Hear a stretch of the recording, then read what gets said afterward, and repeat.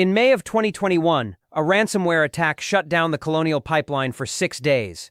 Within 48 hours, gas stations from Virginia to Florida had run completely dry. And what happened next was not a scene from a disaster movie. It was filmed on cell phones at Shell stations and BP stations in the suburbs of Charlotte and Raleigh and Atlanta. Americans screaming at each other in line. Americans filling garbage bags with gasoline. Americans pulling weapons at fuel pumps.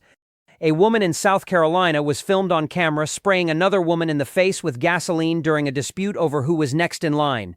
A man in North Carolina was arrested after pulling a gun on another driver who tried to cut ahead. At a Costco in Knoxville, Tennessee, the line wrapped around the building, and police were called to manage what the local news described as a near-riot. That was 6 days, over a pipeline. In 2021, nobody died. Nobody went hungry. The disruption was temporary and geographically limited, and Americans still fought each other for gasoline. Now imagine what happens this summer. Oil above $95 a barrel, with the Strait of Hormuz still effectively blocked. 230 tankers sitting inside the Persian Gulf with nowhere to go. The IEA calling it the greatest global energy security challenge in history. The UN warning that the clock is ticking for global food systems, as the disruption chokes off fuel and fertilizer needed for the next planting season. The March CPI showing energy prices up 10.9% in a single month and gasoline up 21.2%. Americans already paying $4.15 at the pump. Food insecurity already at 14% of households and climbing. SNAP benefits about to be cut by $295 billion over the next decade. And 42 million Americans who depend on food assistance were already left waiting for weeks during the government shutdown while politicians argued about spending. Imagine all of that happening simultaneously, in July, in August, when temperatures are highest, when tempers are shortest, when electricity demand peaks, when the grid is most stressed, when the harvest is being planted with diesel that costs 40% more than last year, and fertilizer that may not arrive because the shipping lanes that carry it are closed. That is what this summer looks like. Grocery stores carry 72 hours of food and panic buying empties them in 48. Most Americans do not understand the physical reality of the American grocery system. There is no warehouse behind the Kroger or the Walmart or the Publix filled with months of inventory. The modern American grocery store operates on a just-in-time delivery model that maintains approximately 3 days of inventory on the shelf at any given time. Colon it 72 hours. That is the gap between a functioning grocery system and a visibly empty shelf. And panic buying does not require an actual shortage to produce an actual shortage. Analysis of the global distribution disruptions in early 2026 documented that staple purchases spiked 150% within 72 hours of perceived scarcity and 280% within a week, followed by a sharp decline in availability that disproportionately affected lower-income populations. The behavioral feedback loop is simple, and it is devastating. A news report says a product might become scarce. Consumers who hear the report buy extra. The shelf empties faster than the resupply truck can fill it. The next consumer arrives, sees the empty shelf, and now has proof that the shortage is real. They tell their family, their neighbors, their social media followers, more people buy more product. The shelf empties faster. The manager puts up a purchase limit sign.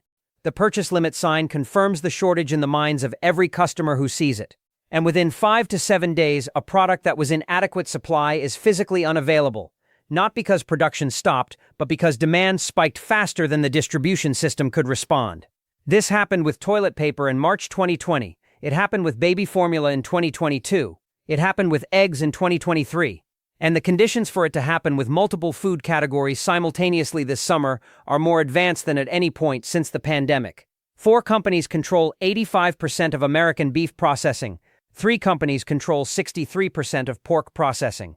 2 companies control 47% of chicken processing. When the system is this consolidated, a single plant closure, a single recall, a single transportation disruption, a single diesel price spike that makes delivery routes unprofitable can cascade through the entire national supply of a protein category in days. And this summer, every one of those trigger conditions is present simultaneously. Diesel is expensive and climbing. Farm labor has been depleted by immigration enforcement. Bird flu has resulted in the culling of more than 185 million birds since 2022.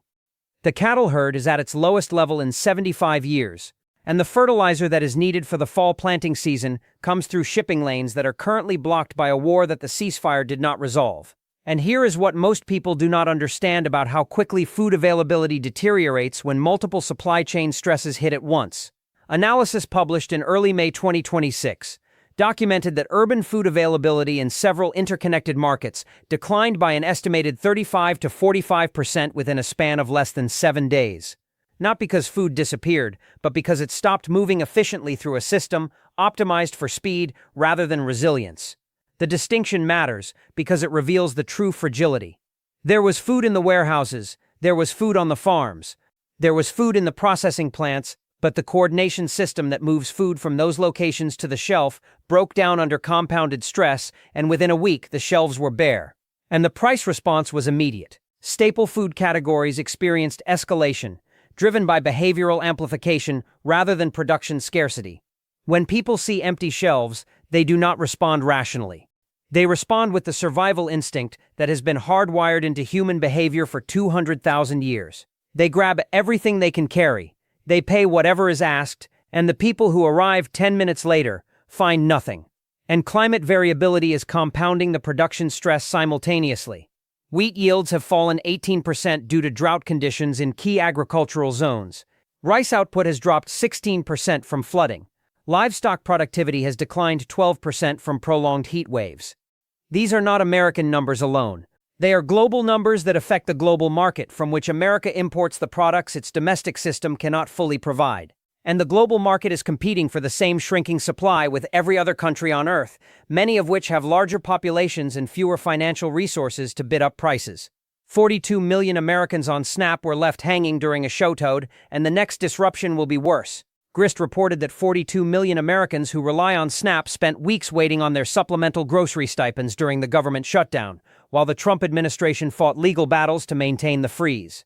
Ohio State agricultural economist Jared Grant told Grist that the shutdown exposed vulnerabilities throughout the nation's supply chain that could shift consumer behavior in grocery stores and slow overall consumer spending.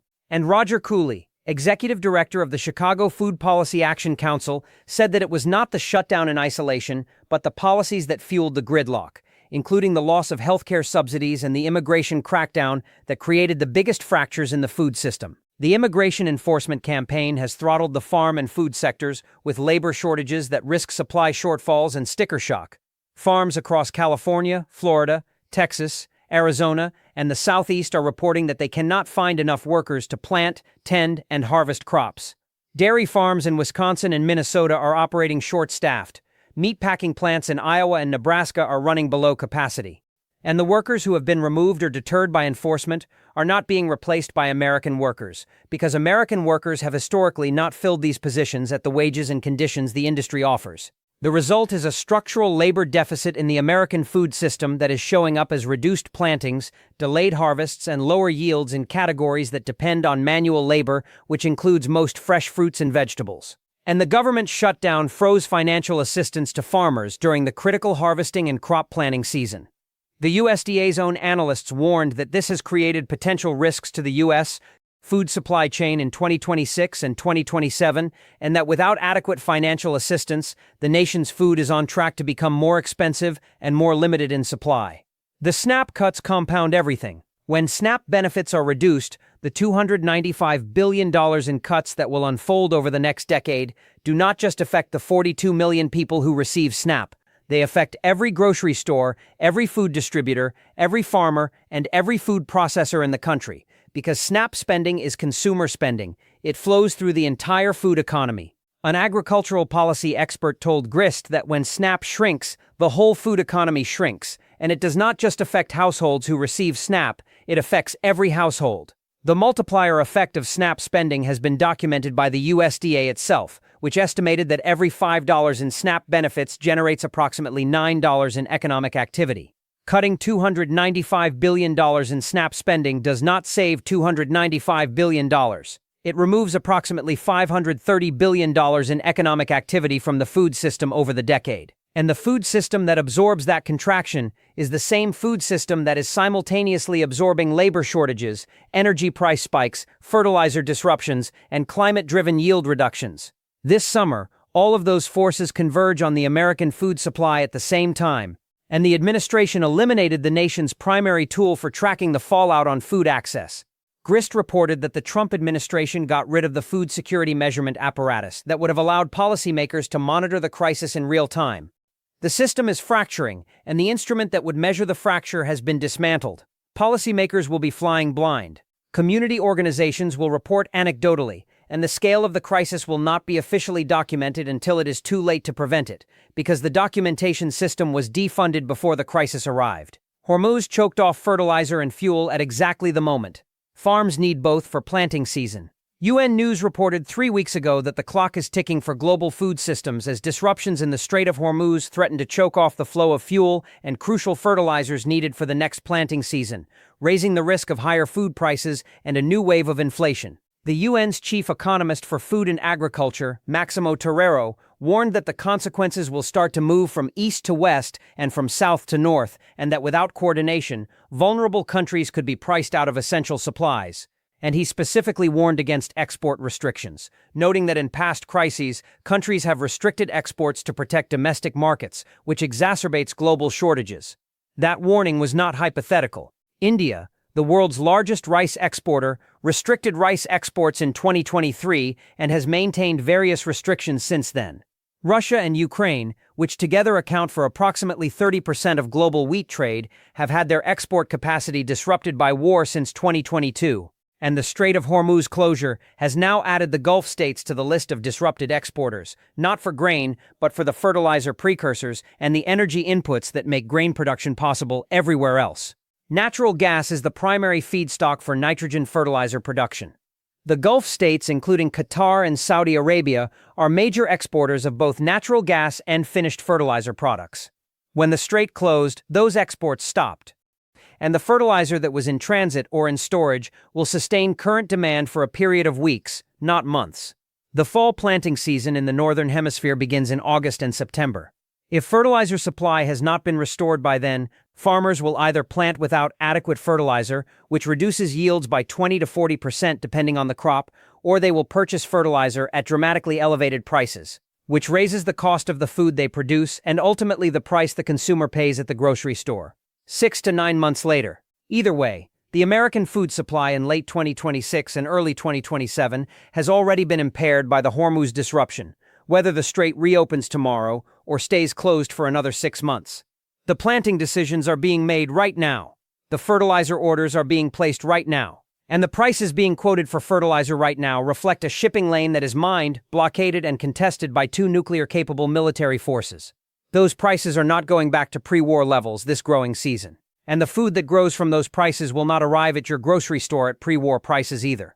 Gasoline lines are not history, and the infrastructure that prevents them is thinner than most Americans realize.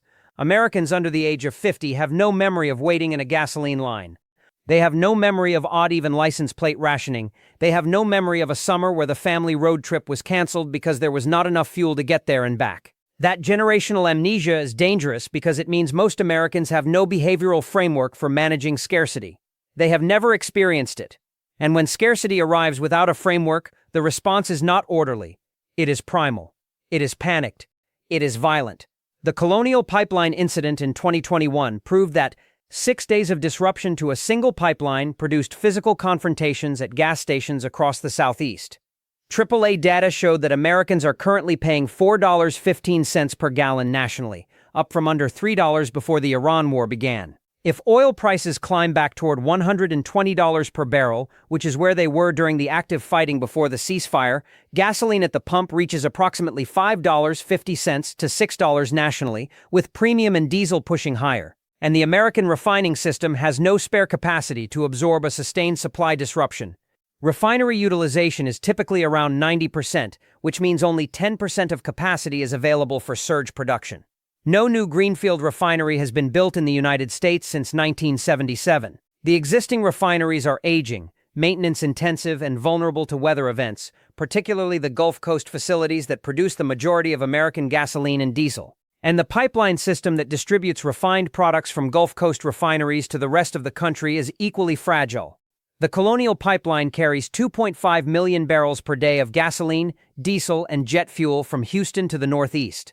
It is a single artery. When it was shut down for 6 days in 2021, the entire East Coast fuel distribution network was disrupted within 48 hours.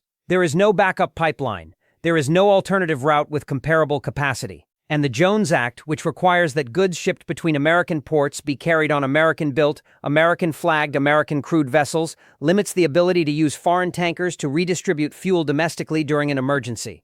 The system is optimized for normal conditions, and normal conditions no longer describe the environment this summer. Oil markets are in a state of sustained disruption. The Strait of Hormuz remains contested. The ceasefire is failing. The Strategic Petroleum Reserve has been drained to its lowest level since 1984. And the Trump administration announced a U.S. naval blockade of the strait that Iran has called a ceasefire violation, warranting a severe response.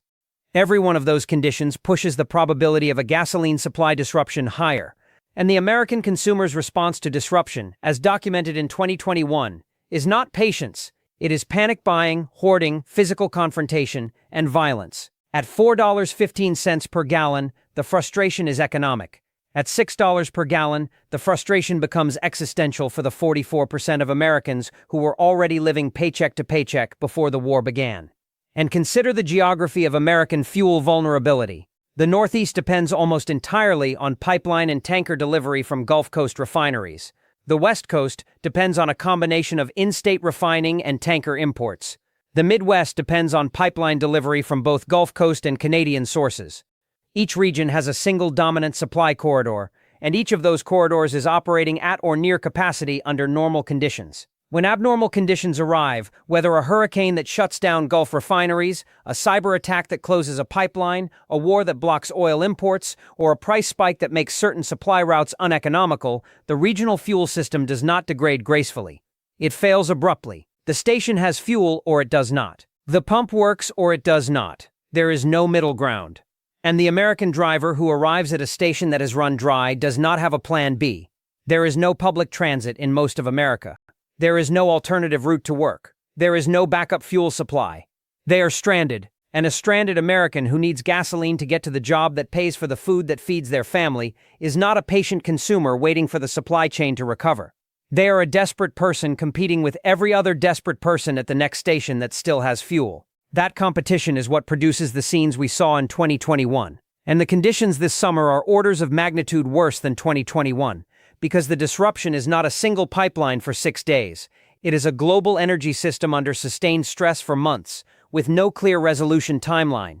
Summer heat breaks grids and breaks people, and this summer both will happen at once. Last summer, Texas set a new record for electricity demand as air conditioning load pushed the ERCOT grid to its limits during a prolonged heat wave. Rolling conservation alerts were issued, asking Texans to raise their thermostats and reduce electricity consumption during peak hours. The grid held, barely. In February 2021, the same grid came within 4 minutes and 37 seconds of a total collapse that engineers estimated would have taken months to restore.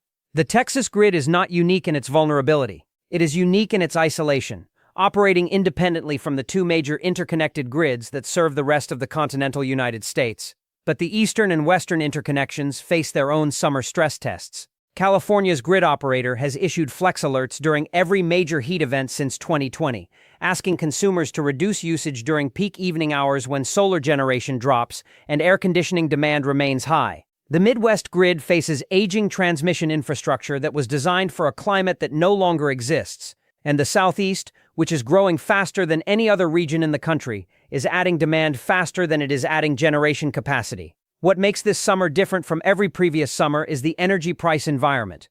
Natural gas prices are elevated because of the Iran war and the Hormuz disruption. Coal prices are elevated for the same reason. Electricity generation in the United States is approximately 40% natural gas, 20% coal, 20% nuclear, and 20% renewables. When natural gas and coal prices rise simultaneously, electricity costs rise across the board. The average residential electric bill has already risen from $121 to approximately $165 per month. If natural gas prices spike further during a summer heat emergency, utility bills could cross $200 per month in the highest demand regions.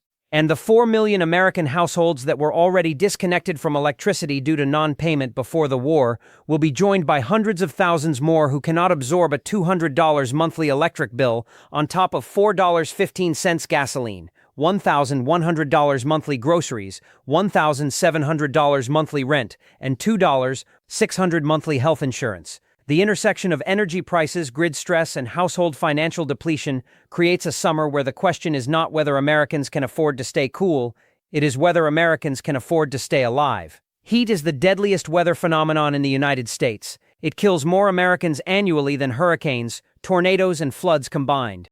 And the Americans most vulnerable to heat death are the Americans who cannot afford air conditioning, who cannot afford the electricity to run it, or who have been disconnected because they fell behind on the bill. Those Americans are disproportionately elderly, disabled, low income, and living alone. And their numbers are growing every month as the affordability crisis deepens. And there is a dimension to the summer heat crisis that intersects directly with the food system. When the grid is under extreme heat stress, the power that keeps grocery store refrigeration running, the power that keeps cold chain warehouses operating, the power that keeps food processing plants functioning, is the same power that is being consumed by residential air conditioning. If a rolling blackout hits during a July heat wave, the grocery stores in the affected zone lose refrigeration. Perishable food begins to spoil within hours. Dairy, meat, produce, frozen goods all begin their countdown to waste the moment the compressor stops. A 4-hour blackout in a Walmart supercenter can result in tens of thousands of dollars of food being thrown into the dumpster behind the store. And the food that was thrown away cannot be replaced instantly because the delivery truck that would bring the replacement is the same truck that is paying $6.50 for diesel, and the same truck whose driver is working in a market where CDL truck drivers are in chronic shortage. The intersection of grid failure and food waste and fuel prices and labor shortages is not a theoretical risk. It is a predictable outcome of the specific conditions that are converging this summer. And the Americans who experience it will not experience it as an infrastructure problem. They will experience it as an empty shelf, and their response to that empty shelf, as documented in every previous shortage event, will not be orderly. Food banks are already overwhelmed, and the summer demand surge has not even started. Feeding America, the largest domestic hunger relief organization in the country, has been reporting record demand at food banks nationwide since mid-24. The combination of expired pandemic-era SNAP expansions, rising food prices, and stagnant wages for lower-income households has pushed millions of Americans who never previously used food banks into the emergency food system for the first time. And the food banks themselves are struggling. Donations of surplus food from grocery stores and manufacturers have declined as those companies have gotten better at managing inventory to reduce waste, which is good for their bottom line but reduces the volume of food available for donation. Government commodity purchases that supplemented food bank inventories during the pandemic have been scaled back, and the cost of operating food banks, including refrigeration, transportation, warehouse space, and staff, has risen along with everything else. The result is a system that is serving more people with fewer resources at higher cost. And the summer months are historically the most difficult for food banks because school meal programs, which feed millions of low-income children during the academic year, are suspended. Children who ate breakfast and lunch at school from September through May are suddenly home, and their families must find a way to provide those meals from household budgets that are already failing. The summer EBT program, which was created to partially fill that gap by providing grocery benefits to families during the summer, has been accepted by only 38 states, and the benefit amount covers only a fraction of the actual cost of feeding a child for the summer months. And the SNAP cuts in the One Big Beautiful Bill Act will reduce benefits by approximately $100 per month for roughly 600,000 low-income households. That $100 per month is not a rounding error for a family that is already spending 30% of its income on food. That is 2 to 3 days of meals, gone. And when those families cannot make up the difference, they turn to food banks that are already operating beyond capacity. The math does not work. The demand is rising. The supply of donated food is falling. The federal funding is being cut, and the summer heat is about to add millions of children to the population that needs emergency food assistance. Food bank directors across the country are describing the situation in language that food policy professionals have never used in peacetime. They are using words like crisis and breaking point and impossible, and the summer has not even started yet. When the grocery store shelf is half empty because the supply chain is strained, and the food bank line stretches around the block because the funding has been cut, and the gas station is charging $5.50 because the strait is blocked, and the electric bill is $200 because natural gas prices are elevated, and the paycheck has not grown in 5 years in real terms, the American social contract starts to fray. Not in theory, in the parking lot, at the fuel pump, in the checkout line, at the food bank entrance. Scarcity does not produce patience, it produces competition. And competition in an environment of perceived scarcity, documented across multiple markets and multiple crises, escalates from frustration to confrontation to violence in a matter of days.